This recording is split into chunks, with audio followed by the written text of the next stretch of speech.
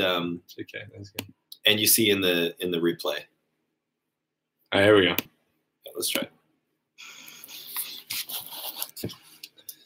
Yeah, we're live. Oh, Hello. got 2 thumbs up. Fett bra. 11 people joining. Fett bra. 10 people. Ooh, not fett bra.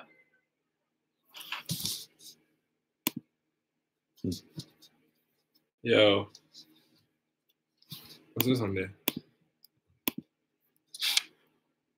I love that he keeps saying Nathan Caleb.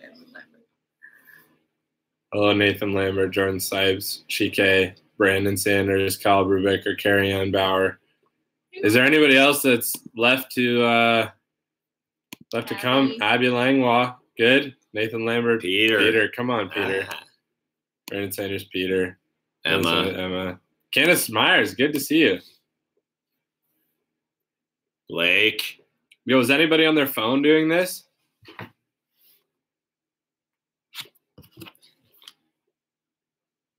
Don't answer me out loud, Peter. Type. About 6. Alicia and Miranda are on phones. All right, so Alicia and Miranda have not yet. Shanae.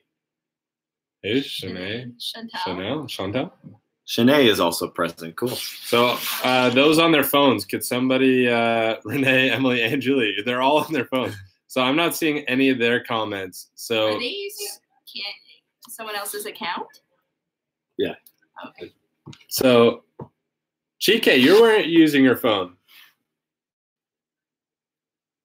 Chike, you just teach all those other ones how to use their phones.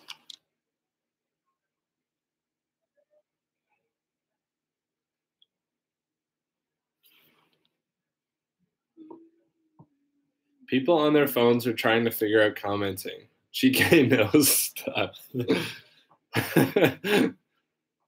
Miranda, you're here. All right, so what about the rest of the tech illiterate? I feel like Julia is low-key the oldest person at heart. She knits in her spare time.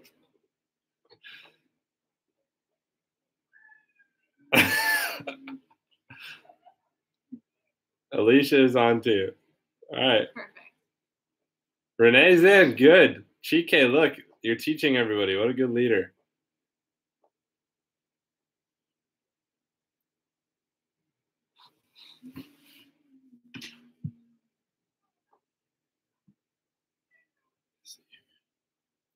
Yo, give us thumbs up. Give us a thumbs up.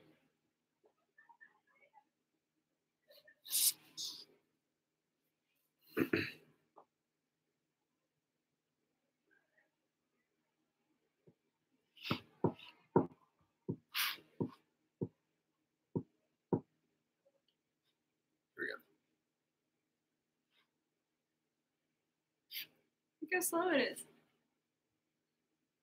Ready? Right. 1, 2, 3, 4. It's not bad. 3.5 seconds. But the chat is instant. Almost. Yep. It's going at the same time. Yeah, that's perfect. The emojis suck. No, they're just Google emojis. That's all. Yeah. You're right, though. Anything They that's do not suck. Apple sucks.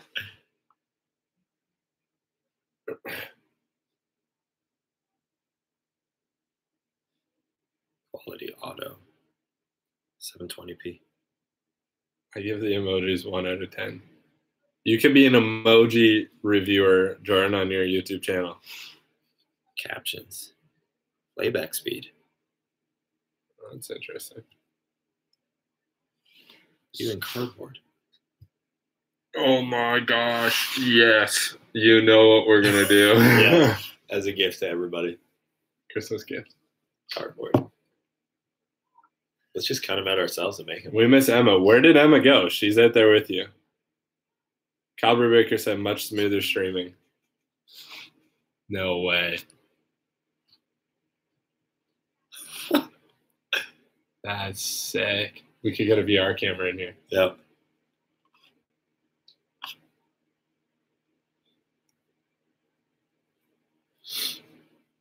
Emily, why can't you see what you're typing?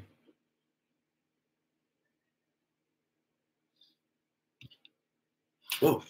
to Brandon Sanders. So Cool. 15 minutes, eh? That's cool. Looks good.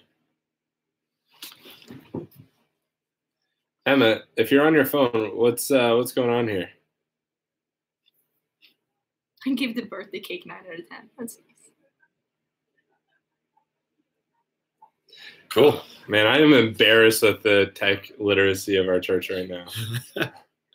It's pretty bad. Starting with myself. All I can see is emojis. Help, please.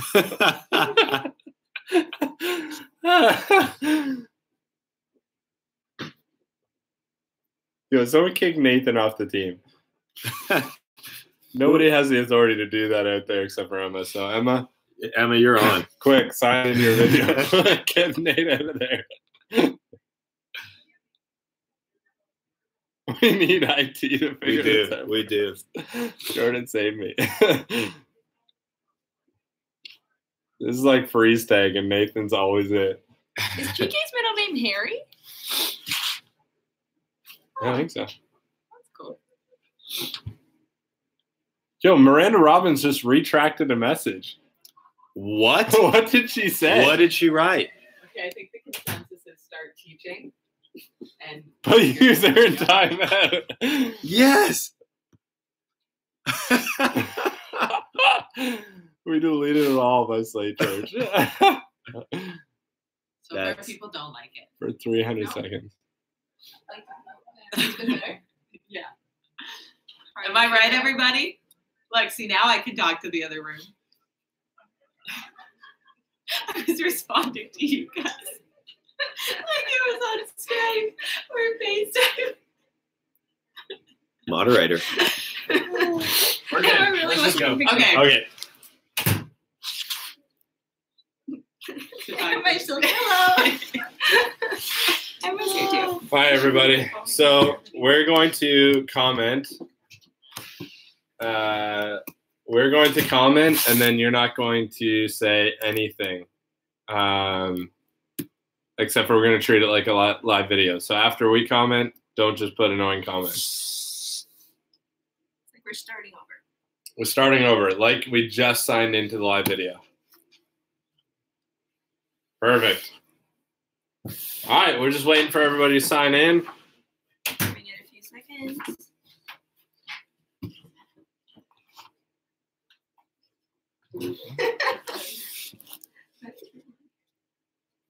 That's awesome. All right, so we're gonna get started. How are you guys doing tonight? So Great. good. You guys dropped off Ulrika at the airport. Just dropped her off at the airport Just came back.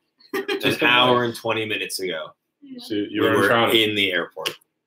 Dang. I Where knew could you someone was fly? speeding. Where could you fly in an hour and 20 minutes? Where? Yeah. I don't know, like Ottawa?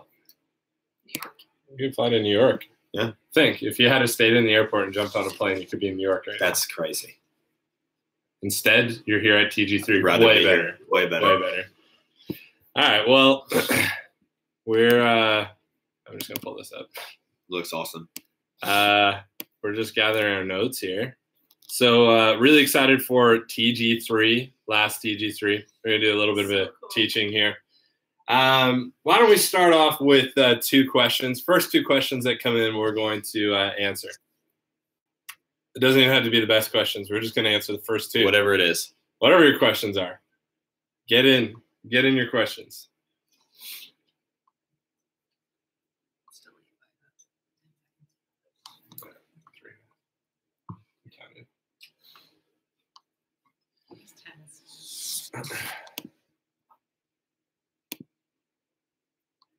What would you do if you were in New York right now? First thing I would do? Yeah. I know exactly We what got I a would question. On any topic. Yeah, I guess. First question on any topic. The answer is yes. Yes, on any topic, anything you want. do. I would go to one hotel, Brooklyn, sit in the lounge or the rooftop patio. We're going there in May. We are going to that? 100%. Yeah, we are. All right, we got a question. All right, here we go. All right, so we've already got Nathan Lambert and Brandon Sipes here. Brandon Sipes. Yeah, Brandon Sipes. What? Wow, that was I good. got a lot of reaction. Wow. I wish that we What could is hear your one applause. myth about leadership that we may be believing? Everybody pick one. We'll each share a myth. All Go, right. Luke. Well, mine was stupid. All right, I'll do one then. All right. You guys come up with yours. That all leaders are born leaders. Okay. I Too bad. Don't do that. Stop. That all leaders are strong speakers. Hey, that's good too. Yeah. That's good. That you can't be a leader if you're an introvert. I think it was in with it That's good. before. Wow, sucks to go last in this circle. Luke, you give the one that I'm thinking That right all leaders have to wear skinny jeans. Well, actually, that is kind of That true. is pretty true. Does Brandon Sipes align with our leadership values? No comment. They This is could be being recorded. brothers. It could be Brendan. That is true.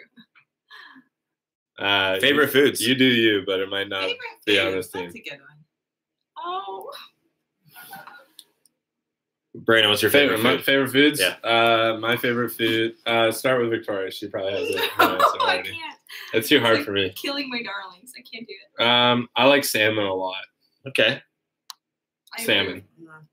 I don't know. There's so many categories. Actually, I had the best salmon at the most unexpected place this summer. Montana's in British Columbia at a resort there, and it was pecan crusted salmon with hints of fruit. And Sounds good, It actually. was incredible. That was my favorite. All right, let's get to the notes. All right, well, we're gonna share a little bit about. That was Luke's favorite, or Brandon's favorite. That was Brandon's favorite. So you guys should have your notebooks out. Usually, we're gonna answer questions on leadership, probably to start. So you should have already had your notebooks out, but last time apparently we didn't give you enough time to get the notebooks out that you should have already had open. So we'll give that you was some a time to do that. critique from workplace. Yeah, that was a critique from workplace. We didn't give you enough time to get out notebooks you should have already had out. And specifically, Peter needed more time to get his notebook out that he should have already had out. In fact, everybody throw something at Peter right now. No. Oh. I thought it was water. I guarantee you someone threw something at Peter. Okay, we're good. All right. I guess So- it's gonna be Nate, and then I heard Peter say it. It was Nate. All right, Nate will always take a chance to throw something at Peter.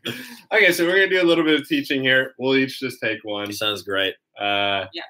This is the beginning notes. All right, so who wants to start? Emma does. I will. That category Because right I here. haven't answered any other questions, so I'll start. All right. Sorry, we got. These are great questions, which we will answer later on when we Yes. come back out there. Yes. Right now, we're going to go straight All through right. the teaching. So something we want to talk about tonight is this idea of stewardship and legacy. This is something that we have been talking a little bit about through various different times at Sisterhood, in TG3, things like that. So stewardship and legacy, this idea that Jesus will build his church. So our job is not to figure everything out to such an extent that we feel like we're the ones that are doing everything and we're building his church and we're leaning on ourselves for it. The thing is that we need to, in some ways, get out of the way of Jesus building his church and allow him to actually lead the way and make sure that prayer is not a secondary thought. Prayer is not something that just is on the back burner. Reading our Bibles is not just something that we kind of do just on the side.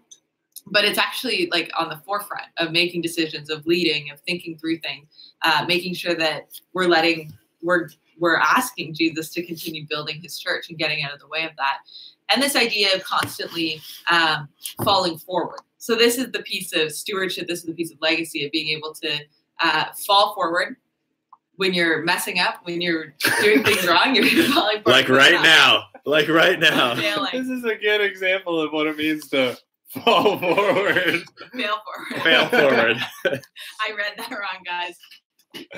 So forward. But it's nevertheless true. But it is true. If you're gonna fail forward and fall forward when you're doing and if it. you're It's so hot in this room. Please turn that heater off. All right, let's just teach the next one, and then we'll get to questions at there. Sounds awesome. All right. So second point, healthy things grow. Love it. But so do unhealthy things. And the truth is that we can focus on the old adage that healthy things grow as much as we want. But if we're not paying attention to what's growing, we'll also allow weeds to grow, bad things to grow, bad culture to grow, bad attitudes, non-kingdom mindsets, all the rest, they can also grow. The way that you catch the things that are healthy and the things that are weeds is similar to gardening. I don't know how to garden at all. So I actually have to have somebody point out that's a weed, that's a plant, because that all looks the same to me. A new leader, healthy things and negative things might actually look the same. There are obvious, very healthy things. If somebody's encouraging, that's obviously healthy. If somebody's discouraging, that's obviously unhealthy. But when somebody is consistently showing up just a couple of minutes late to a meeting and they always have an excuse, you might have a difficult time deciphering whether or not, well, they have a legitimate excuse. Is this still healthy that they're just showing up at all? And so the best way to figure out what is what in your leadership garden is healthy or unhealthy, a plant and a weed, is actually to find more seasoned leaders and ask them, is this healthy or is this unhealthy? So that you can more quickly catch the things that are growing that are unhealthy. Of course, we want healthy things to grow. And if we can allow healthy things to grow, if we can prune back the things that are unhealthy, if we can continue to foster good soil and all the rest, what will happen in our church is that people will be attracted to our church because of the health that we have. That is why we seek out health.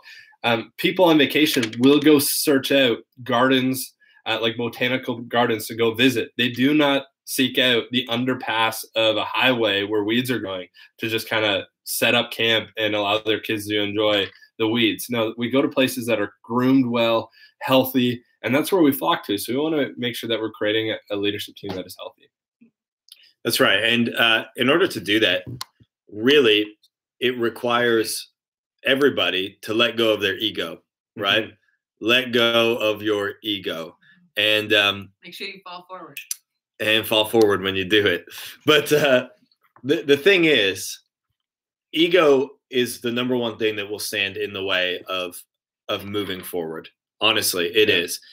All that it does is stunts growth. That's it. Right. It kills growth so quickly. And the truth is that it's interesting when it comes to ego, you know, it's you trying to put yourself sort of above others. But what actually ends up happening, ironically, is that others actually are put above you, right? They move past you because they don't have time to just hang around you if your ego is just getting in the way of everything. Mm-hmm. And so when it comes to us building kingdom culture and healthy culture within our church, we need to be the type of people who are completely humble as much as possible, understanding that celebrating other people's achievements is actually the best thing that we can do. Positioning other people ahead of us is a great thing. Lifting other people up is incredible.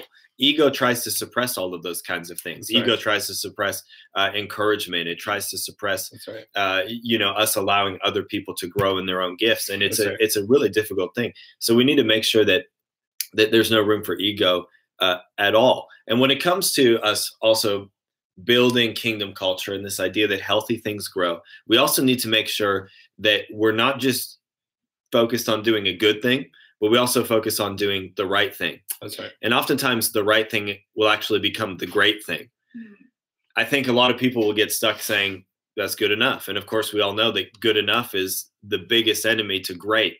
That's right. And so we don't just want to be building good, but we actually want to be building great. And sometimes that means us making sure that we're actually doing the right things, not just good things. There's lots of good things we can be doing all the time, but what are the right things for us to be doing at a given moment to actually make things great?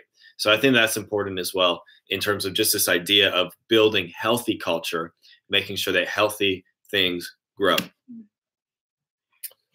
All right, so we're going to take time to answer the first question that comes back. So somebody type something out based on what we just taught. Just while a question is coming in, we'll just give you the heads up that we probably are going to go 10 minutes after time. But we're saving you lots of time moving into the future through this video format, so don't feel so bad tonight. right, here we go. What are some practical ways to lay ego aside? All right. One really practical way. And I found that this helps me in my life like crazy. Encourage someone. All right. Especially the person who is kind of rubbing your ego the wrong way, right? That person where your ego is sort of flaring up around them. No matter what, just encourage that person. Tell them how awesome they are, and it will kill your ego. It really will. Yeah. I would say encouragement is one of the #1 ways that you can lay ego aside. But what else? What do you guys think is other great ways? Just a little side note to letting go of your ego. It's actually the biggest, it's the most freeing thing in the whole entire world, because you don't actually have time for pettiness then. That's right. Which actually makes you more effective. And you're actually able to run your race more clearly and actually faster, because you're not worried about the small things and taking things personally. You're actually just focused on building God's kingdom, which is so freeing. And it's actually, it really is the best feeling ever. It's like such freedom, just letting your ego die. Yeah, like one element of this is remembering that we're all on the same team. Mm-hmm. It's not a competition. Yeah. So we're not in competition with other churches. We're not in competition with other pastors. We're not in competition with other leaders. We're all striving to build God's kingdom. And so when all of a sudden we're on the same team, it's not that we're fighting for position, but we're actually all working together for a common goal. So that's another way to kind of lay aside. Yeah, like imagine hypothetical situation, because the truth is I've had this type of thing happen to me before. Somebody else gets chosen to speak or something, or do an offering message, or do whatever, and you're burning inside like, oh my goodness, when is it my turn, right? I know I could do a great job at this. Like, why am I not up there? I'm awesome at this. I'm whatever. If you would just go up to that person who's doing that offering talk or whatever, and right after they're done, just say, you did an incredible job at that. Just watch how that encouragement will just kill that feeling inside of you. And it'll actually be replaced by really just a feeling of wanting to see that other person succeed. Mm-hmm. And it's actually going to build your own leadership for sure. And it might be worth also just saying this final thing as well, which is ego is not only when we're too proud. Ego is also when we're so insecure that all we think about is ourselves. And it's the opposite side of what we see as like somebody trying to be macho or what we typically see as egotistical. But it's the same thing, because the egotistical person is only thinking of themselves, and the person that's so insecure that is always thinking about how bad they are is still only thinking about themselves. And so the best thing that I've found is that you just find a few people that you really trust to be able to say what you're good at and what you're not good at. Because how does C.S. Lewis say it? I'm on a C.S. Lewis kick recently. It's not about thinking about yourself less, but thinking of yourself less. Yeah. A lot it's not thinking less of yourself, but thinking about yourself less. That's right. And so you just need to put yourself in the correct category in your mind about where you actually are. And that's actually a good thing. If you're incredible, for instance, at singing, there's no point saying, oh, I suck at singing. You're just rooting for comments at that point. Fishing. But if you can say, yeah, decent at singing, and move on from that without any pride, that's a healthy place to be. Yeah. So you got the one that says, oh, I'm terrible at singing. The one that says, I'm the best singer in the world. And then the one that just goes, I'm good at singing, and I have some work to do. And that is what we're shooting for, is just a healthy view of self. Okay,